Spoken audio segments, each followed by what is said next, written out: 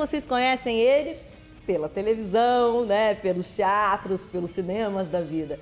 Porém, contudo, todavia, a história dele se cruza com a publicidade várias vezes. Muitas. E é isso que a gente vai conversar hoje. Tudo bem, querido? Tudo. Vocês também achavam que a história dele com a publicidade, por exemplo, tinha se cruzado apenas aqui, na frente das câmeras. E não, né? Não. Tudo começou por trás das câmeras. Ele chegou a fazer... Fiz 1 ano e meio de SPM.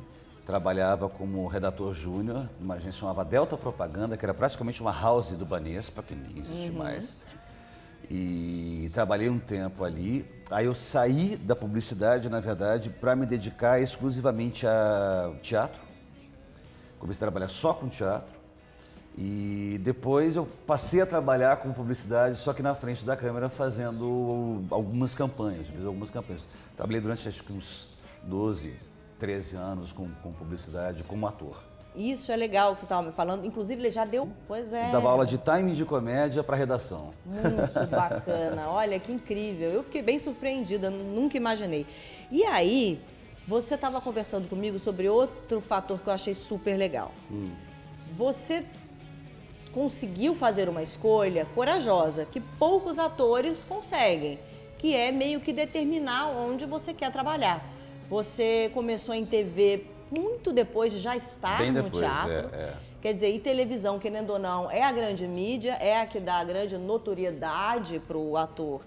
E dessa forma gera mais trabalhos, mais grana, mais publicidade. E como é que isso funcionava para você? Porque para você foi meio que o inverso. O teatro também te projetou. Eu acho que é engraçado que, assim, quando comecei a me interessar por artes e mais especificamente pela carreira de ator, eu fui me apaixonando cada vez mais por teatro. Aí eu saí da publicidade para me dedicar exclusivamente a teatro. Eu fiz teatro, só teatro, durante mais de 10 anos. Não é a mesma coisa, para você conseguir ganhar a vida é bem mais difícil. Então, muito do que eu fazia também na publicidade era justamente porque era um trabalho a mais que você tinha como ator, fazendo publicidade para inteirar o salário, inteirar o condomínio. Só quem é ator sabe o que é isso, gente, ator de teatro. Né? E aí, na verdade, aconteceu um fenômeno engraçado que é acho que a publicidade me escolheu. Me descobriu para fazer.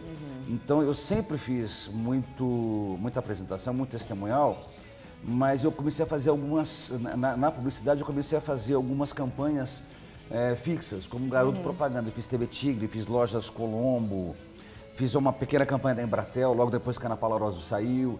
Então tinha um mercado que era muito específico meu.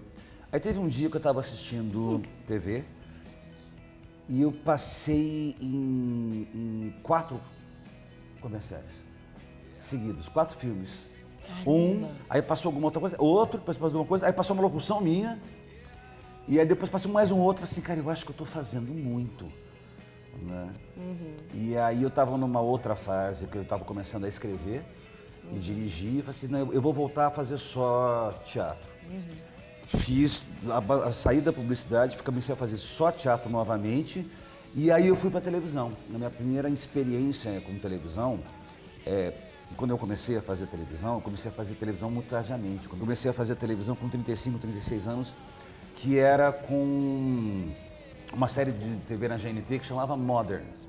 Eu era um dos maridos, que aliás é uma coisa engraçada, foi a primeira experiência em TV minha, do Rafinha Bastos e Domingo Montanher. Olha que engraçado. Os três, era a nossa primeira experiência ali. Aliás, você falou que você substituiu a Ana Paula Arósio. Até como é que foi isso? Uma responsa na época, né? Porque a Ana Paula estava no auge da carreira e, de repente, né, ir e substituir a Ana Paula Arósio não deve ter sido uma tarefa fácil. Cara, o pior é o seguinte, não era exatamente uma substituição, é que assim, foi feito, ela fazia a campanha, logo que ela saiu, o primeiro filme que foi feito era um filme sobre roaming, né? E que era para colocar o prefixo. O prefixo, antes, porque antes você não tinha isso, então você tinha que botar o prefixo, era uma campanha para ensinar as pessoas a colocar o prefixo. Que louco isso, né? A gente, muda tudo, cara, né? a gente Muda não tudo. se lembra disso, mas existiu, né? E era uma campanha que ficou muito engraçada. Antes eu tinha dúvidas para fazer DDD com o celular. Não foi possível completar a sua ligação. Não foi possível completar. Aí eu descobri que com o 21 eu posso falar para qualquer lugar, dentro ou fora do meu estado. E é tão barato que eu passei a usar o 21 aqui em casa. Agora mesmo, eu vou fazer um 21 para uma gata. Oi, no trabalho ainda? Aliás, o que você faz, hein? Ah, eu faço aquela voz. Não foi possível completar a sua ligação. DDD com 21 é muito barato. Faz um 21. E conta do teu lado roteirista, que está cada vez mais forte, você está se dedicando muito. E a gente fala muito sobre criatividade aqui no programa, né? Antes da gente falar de criatividade no seu trabalho, de criação de personagens, construção de personagens, eu queria ver o lado criativo do roteirista. Como é que é partir de uma história do zero, por exemplo? Quais são suas fontes de inspiração? O que você busca quando você escreve uma história? Basicamente, eu tenho muito medo da página em branco, como todo roteirista. Eu tenho muito medo da página em branco, e você fala, como é que eu começo a contar essa história? Antes eu escrevia muito por impulso. Ah, tenho vontade de escrever isso. Eu saía escrevendo. Depois eu saía limpando. Aí com o tempo eu passei a escaletar mais. Que é tipo, eu tô com vontade de contar uma história a partir disso. Uhum. Eu tenho sempre, quando eu conto uma história, eu sempre parto do princípio que além dessa história eu tenho que ter pelo menos mais 2 outras histórias. Pelo menos um arco grande e 2 outros um pouco menores, nem que eles sejam como pano de fundo, para fazer a sustentação dessa história. Porque não se trata apenas de você contar uma história, então o Joãozinho e a Maria se apaixonam. Uhum. É o contexto em que eles se apaixonam e principalmente por que você está contando uma história de um amor. Se você não tiver muito claro na sua cabeça para quem e por que você está contando, você vai ficar patinando em cima de uma história que todo mundo já contou. Uhum. Contar uma história é, antes de mais nada, você analisar uma situação de um determinado ponto de vista. O que vai fazer essa história ser interessante ou não é o seu ponto de vista. É o ponto de vista que você abordou aqui que não foi abordado antes. Ou não foi abordado antes daquela forma, ou naquela intensidade, ou naquele grau, naquela cor. Uhum. Então você contar uma história, todos somos contadores de história. Uhum. Quando a gente está aqui conversando com vocês agora, nós estamos contando uma história. Quando você chega na sua casa e você vai... Como é que foi o seu dia no trabalho? Você está contando uma história. Todos somos contadores de história. Eu costumo brincar que existe uma diferença entre o autor, o ator e o diretor, que é... O ator, ele conta uma história do ponto de vista de um personagem. Você defende uma história dando pessoalidade, dando vivência para um personagem. Que eu acho que é uma grande vantagem para os roteiristas. Ser ator e roteirista é uma vantagem. O diretor é aquele que vai pegar esta história e de que forma eu vou fazer o público entender isso, aprender isso. E o autor brinca de Deus. O autor é aquele cara que ele pega essa história, ele imagina que história eu vou contar para o mundo, de que jeito eu quero contar essa história para as pessoas. Então, hoje em dia eu parto muito mais da escaleta e eu mudo tudo. Uhum. Mas eu tenho que ter uma base para poder criar. Porque não adianta você... E isso é uma coisa que cabe muito na publicidade. Não adianta você ter uma ideia brilhante se a ideia brilhante não tem um propósito. Uhum. Não adianta você ter uma grande história se essa história não tem um propósito, ela não tem um fim para aquilo. Então, senão você começa a criar, mas você começa a criar tirando a esmo. Uhum. Eu demoro muito mais hoje para começar a escrever. Mas quando eu começo a escrever, é mais rápido. Deslancha. Tem 2 coisas que são essenciais para você trabalhar com a escrita. Primeiro, você observar a rua, você olhar para as pessoas, você olhar para a cara delas e falar assim, olha só o que está acontecendo, olha isso. Observar gente, observar coisas. A rua é muito viva. E segundo é ler. Ninguém que escreve pode abrir mão de ler. Entendi. E não é ler título de Instagram, tá? Não é ler... Não, é ler mesmo, ler ficção, ler é essencial. Você chegou a ler muito mais? Só um ponto de observação. Muitas pessoas que eu venho entrevistando falam, eu lia muito mais antes das redes sociais. Porque a internet consome seu tempo, Não. que era um tempo que você consumia lendo mais, não? Não. Eu tenho prazer, eu tenho um prazer legítimo de ler. Eu gosto de ler. É um hábito que não se transformou, então, a partir da internet? Eu passei... Eu acho a internet meio sacal. Eu acho meio...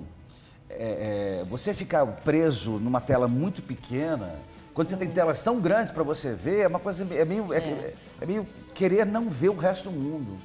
Que interessante ouvir isso, é tão raro. Não é? Sabe o que acontece? Eu fico um pouco triste quando eu vejo hoje, por exemplo, eu fui almoçar e várias pessoas almoçam sozinhas. E quando você chega para sentar para almoçar, eu estava sozinho almoçando, é natural que você pega a sua bandeja, senta, as mesas estão sempre cheias, então você fala com as pessoas, eu posso sentar aqui, do seu lado? E sempre surge algum papo, alguma coisa. E eu já estava observando, a moça que estava do meu lado e o cara que estava à frente dela, é essa distância, é aqui, tendo um prato aqui, um prato aqui. Eles não se comunicaram. Podia ter rolado uma paquera, a paixão da sua vida podia estar à sua frente comendo batata. Né? Não, ele estava no Instagram e ela estava no WhatsApp. Então, assim, esse instrumento que ao mesmo tempo é tão necessário hoje em dia, que tudo que você tem está no celular, ao mesmo tempo ele te afasta de uma coisa óbvia, que é levantar os olhos e olhar no olho. E falar, e aí, você faz o quê? Né? Então eu fico pensando que daqui a algum tempo, como é que as pessoas vão fazer para paquerar se não for via aplicativo? Eu acho que existe uma necessidade hoje de você se conectar através do telefone para o mundo, porque é mais a imagem que você passa, o que você gostaria de ser, do que de fato o que você é. Sem dúvida. Então, essa necessidade de projeção, essa necessidade de autoafirmação, é uma coisa que a gente tem que estudar para ver o que está acontecendo com a gente. Eu acho que Freud enlouqueceria nessa geração. Eu acho que Freud, a gente ia ser um prato cheio para ele. Ou então o stories dele ia ser muito bombado. Ou ia ser muito bombado. Será que até Freud sucumbiria? Será, gente? Até Freud posta. Até Freud posta. Pô, isso não tem dúvida. Cara, eu vi essa semana agora uma série que falava disso, que fala disso, que é uma série impressionante, que é Years and Years. Maravilhosa, eu tô assistindo ainda, não me conta tudo, eu tô cara, bem na metade chega dela. No assim. final, assim, de cair o queixo. Eu tô na parte que o... Não. Logo depois... Não conta, entendeu? não conta. Ai, gente... Esse spoiler não vale a pena, nenhum spoiler vale a pena. Como é que você vê essa transformação de nós como telespectadores mesmo? Qual o futuro que você consegue enxergar para uma TV aberta, por exemplo? Você está numa, né? Tá no SBT, As Aventuras de Poliana, aliás, né? Minha filha adora. Manda um beijo pra Nina aí. Nina, beijo do Roger. Aí, ó. Então, e aí eu queria falar um pouquinho sobre isso. A minha filha, por exemplo, assiste a novela que você faz muito mais no streaming, on demand, do que assistindo a televisão no horário que passa a novela. Exato. Como é que você enxerga o futuro das TVs, não só abertas como a cabo, que tem ainda uma programação específica, com horários e tal? A mudança ela vai ser cada vez mais necessária? Ou seja, há de se entregar um conteúdo on demand sempre, senão perde o... Eu acho que não. Há um tempo atrás, eu fazia uma novela que chamava Amor Eterno Amor. Era uma novela das 6, da Elizabeth Jean, uma novela muito bonita. E na época dizia assim, nossa, mas a novela das 6 vai acabar, né? Porque a grande coisa era, a novela das 6, qual é o problema da novela das 6? Novela das 6, o horário da novela das 6 é muito ingrato, porque o cara está no trânsito, então quem vai ver a dona de casa, quem vê não sei o quê. Desde que falaram que ia acabar esse horário, que soltaram essa bobagem, é um sucesso atrás do outro no horário da novela das 6. É verdade, é um dos maiores sucessos. Né? Novela das 7, novela das 9. Eu acho muito salutar você ter uma programação fixa. Você sempre vai ter espaço para isso. E você vai ter espaço para outras coisas. Não dá para a gente dizer ainda como é que vai ser. A gente fala, por exemplo, da molecada que assiste a novela As Aventuras de Poliana pelo YouTube. Aí você fala, por exemplo, da molecada que assiste as novelas antigas do SBT no YouTube. Assiste pela telinha do celular ou então no Smart TV. Talvez haja uma necessidade de, em algum momento na vida, a pessoa voltar a ter uma programação que ela passe a acompanhar. Prova disso é que o mundo inteiro parou para ver a última temporada do Game of Thrones. Exatamente, inclusive eu. Você também? Também, também. Ele. Então assim, Team Sansa. Team Sansa, eu torcia pra Sansa muito, entendeu? Total, todos nós. E aí, assim, eu não tinha... ainda existe essa coisa, vai ter em tal dia, tal horário, vai ter... Existe isso, você se programa para isso, porque também faz parte, é um programa. Você fala, cara, domingo à noite eu vou parar para ver. Então, hoje é dia da minha novelinha. Então, acho que assim, tudo que a gente vive é muito bem-vindo. Sempre anunciou-se que o teatro ia morrer. O teatro continua aí. O cinema não vai... O cinema não vai sobreviver. Tá aí. A televisão aberta não vai sobreviver. Tá aí. A TV a cabo vai morrer. Tá aí. Eu não acho que essas coisas... Sempre vai haver uma transformação. Mas eu não acredito num final trágico para ninguém. Quem é jornalista passa muito por isso. O jornalismo está passando por uma grande transformação que é o fim iminente da imprensa escrita. Então você tem aquela análise que você tinha do jornal impresso. Eu assino o jornal porque eu acho uma delícia o jornal impresso. Eu sou leitora de jornal também. Então eu acho uma delícia você ler o jornal impresso, você ler uma opinião ali e você não ficar preso só àquelas pequenas notícias. Também. Hoje a gente é dominado por um universo de fake news. Você tem até como conferir. O bom senso faz você saber que não existe uma madeira de piroca. Exato. Mas tem como você conferir que não existe isso. Né? Então, assim, a gente vive um mundo em ebulição, um mundo em transformação. Eu não conheço, se você que está me assistindo conhece vários amigos que estejam muito bem, me ensina a fórmula, porque eu não sei. Porque todos os meus amigos estão em colapso, tipo... Que mundo é esse que a gente está vivendo? Para onde a gente está caminhando? Mas esse eu acho Mas isso é muito bom para a criatividade. Eu acho que a gente que trabalha nesse mundo de criatividade, artistas, no nosso caso, né, atores, jornalistas, que é o meu caso, e atriz, é um colapso do nosso universo, porque eu vejo de um outro ponto de vista, por exemplo. Eu venho de uma família que quase todo mundo é advogado, todo mundo é jurista, ó lá. Tá adorando. Não existe esse colapso que a gente vive. E por isso que eu acho que existe essa grande polarização, essa grande divisão. Mas o colapso existe, sabe onde? A partir do momento que aqueles valores que você tinha... Porque, veja bem, nós vivemos ainda sob a égide de valores dos anos 50.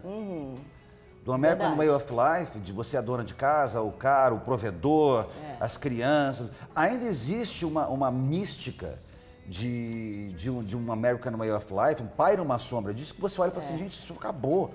Nem eles mais têm isso. Eles têm aquela porcaria oxigenada como presidente, entendeu? Então, assim, não tem muito esse estilo de vida, esse padrão de vida. Tá caindo, os valores estão sendo substituídos. Eu acho sensacional. Outro dia eu estava conversando com um amigo, ele falou assim, poxa, a gente não pode falar mais nada porque é politicamente incorreto. E as mulheres vão falar alguma coisa, eu falei assim, mas meu irmão, a gente aprendeu em cima de coisas que estavam erradas. A gente vai ficar velho se a gente não olhar e falar assim, cara, estava tudo errado, a gente tem que reaprender. Como é que você pode imaginar um mundo hoje em que mulheres não têm os mesmos direitos? Como? Se elas fazem as mesmas coisas, pagam os mesmos impostos, como é que ela não vai ter o mesmo direito? Como é que ela não tem direito? E tudo começou, na verdade, o empoderamento feminino começa na Revolução Sexual na década de 60, a partir do momento que a mulher fala, eu também tenho direito a gozar. Exato. Eu também tenho direito ao prazer. Se eu também tenho direito ao prazer, como é que o papel o papel do homem macho vai ficando cada vez mais comprimido. O Contado Caligares fala muito bem sobre isso. Ele fala, o homem vai ficando reprimido porque a partir disso, não é só estou com vontade de transar, como é que chama? Tinha uma fala de um personagem do Viu, que era maravilhoso, vai se limpar que eu vou lhe usar. Nossa. Né? Você tinha essa postura masculina. Hoje você não tem mais essa postura masculina. Porque a postura masculina do cara é, tá, eu quero transar, a mulher também quero transar, e aí? Funciona, bicho, agora é com você. Mas eu acho então, que isso ainda pra gente, nas grandes cidades e tal, a gente ainda vê, cara, interiores, caras tendo uma atitude infelizmente. Mas cada vez mais isso vai ficando... Exato, e por isso que cada vez mais a gente tem que falar, a gente tem que abrir para essas pessoas que não têm o mesmo acesso que a gente tem, o mesmo, né... mesmo acesso à educação, a... Quando você fala, por exemplo, entrega... tem muito mimimi. Cara, não é mimimi. Não é mimimi. Mimimi é o castelo de areia que você foi criado. Porque assim, quando você fala de machismo, quando você fala de racismo, quando você fala de homofobia, não pode fazer piada, mas disso não. Não pode. Não pode. Você vai ter que ser inteligente para fazer piada agora, animal. Sabe? Infelizmente, você vai ter que parar para pensar no que você vai fazer. Claro, por quê? Porque aquilo que era costumeiro, vamos fazer, é bobo, se perdeu, é ultrapassado, é antigo na pior acepção da palavra. Você tem que olhar para as coisas hoje e falar assim, tá, como é que eu faço então para montar uma piada, para montar uma coisa? É com inteligência. A base da comédia é inteligência. Inteligência. Sabe como é que uma pessoa ri? É uma coisa sensacional. A gente nunca para pensar, a gente ri porque a gente ri. Mas por que uma pessoa ri? Uma pessoa ri porque ela faz um juízo sobre aquilo que ela vê. Para ela fazer um juízo sobre aquilo que ela vê, ela tem que ter referência. Então não adianta eu contar uma piada para você de um universo que você não conhece, porque você vai dizer, não entendi. Você tem que entender o universo que você está falando. Você tem que ter gerar na pessoa um juízo sobre aquilo que ela está vendo, para ela poder rir ou não. Então, a partir do momento que você tem essa questão, você passa a ver que a comédia depende de inteligência. Senão ela acaba ficando chula. Senão ela acaba ficando um programinha meio... aquelas piadinhas meio prontas, que você fala, então, mas eu já vi isso na década de 70. É só uma reciclagem disso. Eu acho que é isso que faz com que esses novos programas que a gente vê hoje nas séries, os streamings, eles são uma injeção de inteligência. Fala assim, cara, você quer fazer isso? Você quer fazer uma série? Você quer fazer um filme? Você tem que ser tão inteligente quanto. Você tem que se cercar de referências e abrir o seu horizonte. Não adianta você ficar sentado em cima do seu castelinho e falar assim, mas eu queria tanto fazer piada de viado. Não pode fazer piada de viado. Não se faz mais isso. Isso é ridículo. Não se faz piada em cima da condição de uma mulher ser inferior. Não se faz, porque ela não é inferior. Porque o cara que é gay tem todo o direito de ser gay. Você não faz piada em cima de racismo, pelo amor de Deus. Isso acabou. Isso é deprimente, gente. Isso acabou. Isso é falta de inteligência. Isso é falta de você pensar. Você fica encastelado em cima de fatores que são tão toscos, tão bobos, tão ultrapassados que, puxa vida, dá pena. Juro, tem um humorista, apresentador em especial que eu morro de pena. Eu sei quem é. Porque as piadas são tão toscas, é tão triste. Você fala, brother, você tem tanta possibilidade, tem tanta coisa boa para você falar. Pois é. Mas aí entra a falta da inteligência. Aí é o que divide e você realmente. Quer ver uma coisa? E a nova molecada, a nova geração é muito mais aberta e faz isso com uma destreza, faz isso com uma inteligência. Eu sou muito fã da Maísa. Maísa, ela é demais. Ela é incrível, essa menina é incrível. Ela é sagaz, ela é inteligente, ela tem senso de humor, ela é vivaz, e é uma menina moderna. Ela tem 15, 16 anos. Olha isso. Quando você fala de nova geração, você olha para essas novas gerações, isso é o que me deixa firme. Você olha que molecada bacana que pode vir por aí. Não, é outra galera, é uma cabeça empática, elas têm respeito ao outro, já vem assim, entendeu? Eu acho que, lógico que a gente constrói isso em casa, mas é uma outra geração. É outra preocupada geração. com o outro, com o olhar sobre o outro, com ouvidos para o outro, uma geração projetada para cuidar do outro. Para olhar o outro. Para olhar o outro. Para olhar o outro. Para o planeta que a gente vive. É outro. Então, eu acho que esse tipo de apresentador, por exemplo, você deu o exemplo, é o tipo de apresentador que daqui para essa geração vai morrer fatalmente. Não tem. Tomara que não, não é porque uma ele é uma geração que excelente vai pessoa. aceitar isso. Ele é uma excelente pessoa. É só equivocado na piada. Mas, você já assistiu Sintonia, da Netflix? Ainda não. Pô, que, aliás, é com a Guta, maravilhosa. Guta Ruiz. Cara, que é uma moçada da quebrada. E assim, você olha ali, assim, eu comecei a assistir, falei assim, uma obrigação de todo mundo que escreve, que trabalha com entretenimento, que trabalha com arte, é você ver as coisas. Aliás, eu não consegui conceber como é que uma pessoa que mora em São Paulo não vai ver tudo. Tá tudo aqui. Mas aí comecei a assistir, falei assim, vamos ver o que é. Cara, quando eu vi, eu estava totalmente imerso naquele dos personagens, na dramaturgia, na coisa.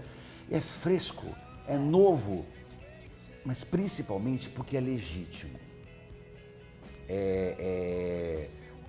A equipe criadora é uma equipe que vivencia aquilo na pele. Claro, pô, eu adoro Downton Abbey. Sabe? Vamos falar da aristocracia inglesa do século XIX? Ok. Mas eu adoro a quebrada, velho.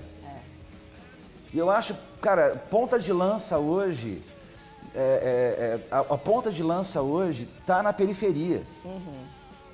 Sabe, você quer ouvir o que é essa nova moçada, você quer ouvir o que é o Brasil, você tem que ouvir Emicida, Criolo, Mano Brown. Esses caras estão falando. Esses caras estão falando, esses caras estão vivenciando. A criatividade você tem que sair um pouco da sua bolha. A bolha é muito confortável, a bolha é feita de plástico bolha. Então você não vai dar um choque muito grande. Você tem que sair um pouco da bolha para poder olhar o mundo lá fora e ver, cara, o que é que as pessoas estão vendo? O que é que elas estão falando? O que está na cabeça das pessoas? Porque o mundo vai mudando. É natural. É natural que o mundo vá mudando. É natural que os valores vão se reciclando. É natural que a sua geração fique para trás.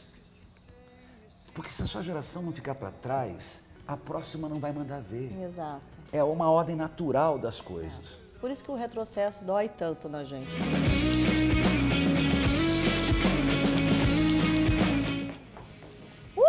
Gente, deixa eu falar pra vocês, não acabou ainda não essa entrevista, tem mais, a gente vai fazer uma segunda parte, porque é uma entrevista super legal, a gente ficou com dó de deixar pequena e o Otávio Martins merece, não é? Um papo não tá muito bacana? Então, ó, na próxima semana temos mais Otávio Martins por aqui comigo, com Moar, avec Moar, coisa linda. Gente, eu sei falar francês, você vê? Bom, é isso, gente. Ó, aproveita, assina o canal, faz aquelas coisas todas que você sabe. Assina um cheque também, manda pra gente, tá? Avenida Mufarrege, 888. Manda nominal a mim, tá bom? Bruna Calmon.